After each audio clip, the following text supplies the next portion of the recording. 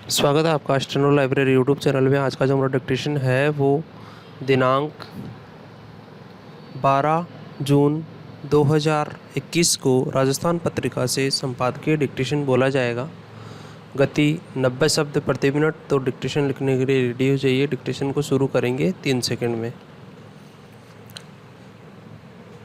Start. Bharat के पुरातन साहित्य, वेद, उपनिषद, ब्राह्मण ग्रंथ आदि ने संपूर्ण सृष्टि को ब्रह्मा का विवृत ही कहा है। ब्रह्मा ही रचता है और ब्रह्मा ही रचना है। इसका एक अर्थ यह है कि सभी सस्थावर जगम ब्रह्मा की ही संतान है। इसलिए प्राणी के लिए तत्समि अहम ब्रह्मास्मि, ओम तत्सम और उद्घोष प्रयोग में लिए गए हैं।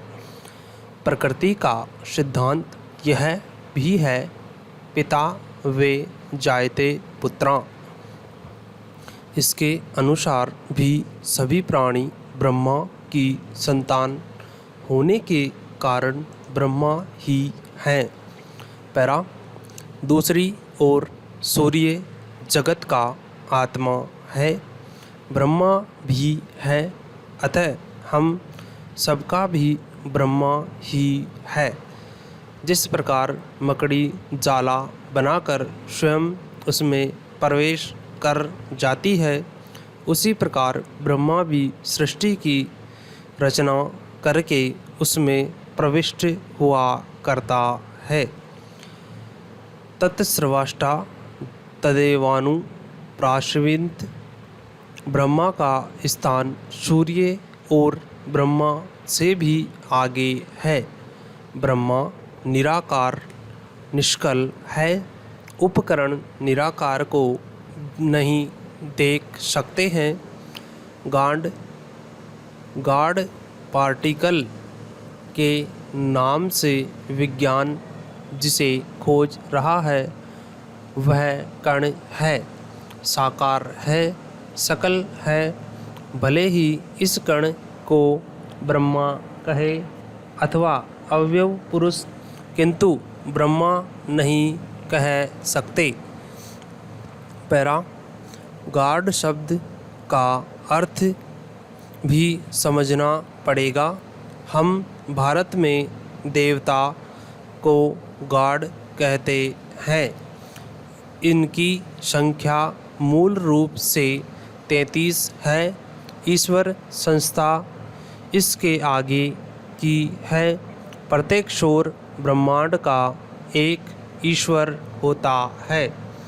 इसको भी गॉड ही कहते हैं। ईश्वरों के समूह के ऊपर जो इनका नियंता है वह परमेश्वर है, अवयश्वर है या अवधारणा विज्ञान में नहीं है। भारत के बाहर जितने धार्मिक समुदाय हैं उनके तो प्रेरक मानव मात्र ही थे। गॉड की सबकी अपनी अपनी अवधारणा है। इस दृष्टि से विज्ञान जिस जिस कण को पकड़ पाएगा वह साकार कण ही हो सकता है, निराकार निष्कल नहीं। पैरा। सूर्य के आगे आकार है ओ ही नहीं, वहाँ तो देवता भी वायु रूप हैं, उनकी शक्तियाँ भी वायु रूप हैं। सूर्य ही अक्षर सृष्टि का केंद्र तथा जगत का आत्मा कहा जाता है। सूर्य सृष्टि का प्रथम षोडशकाल बालक है। आगे पंचकाल ब्रह्मा है।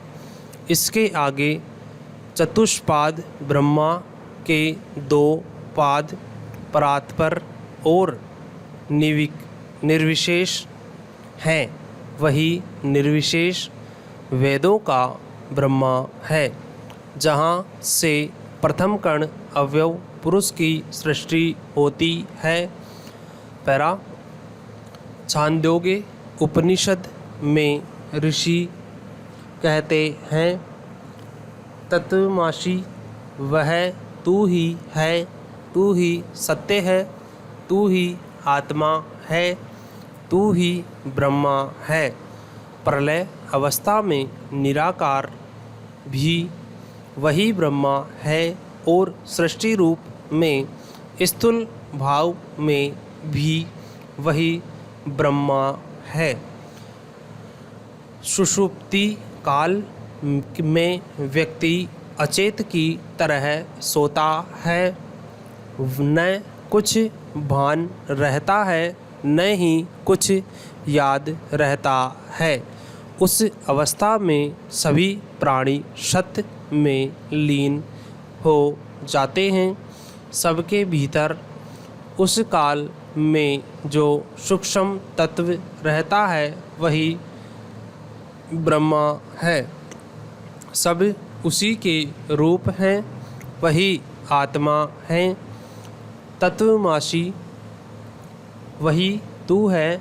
जिस प्रकार समुद्र में लीन होने पर नदियों की पहचान समाप्त हो जाती है, परंतु वे नहीं जानती कि हम सत्य में स्थित हैं, और जागने पर भी नहीं जानती कि हम सत्य में थी। सारी प्रजाओं का मूल सत्य है तथा सब इसी पर आश्रित हैं।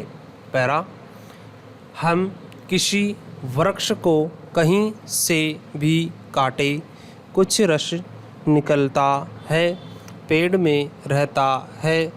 एक डाली को काटे तो वह सूख जाएगी।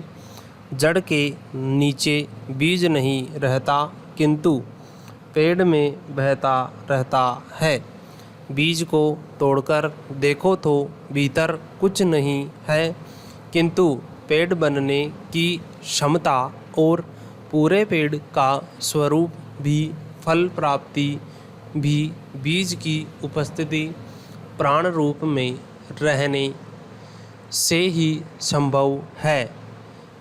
तत्वमसि वही तू है जो सूक्ष्म तत्व पेड़ के में बह रहा है, फल दे रहा है। वही तत्व बीज में भी है, वही सत्य आत्मा है। पैरा अन्य उदाहरण जल का है।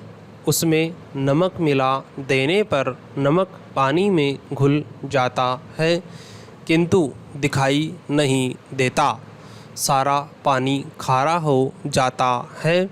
सत्य भी सर्वत्र रहने हुए दिखाई नहीं देता।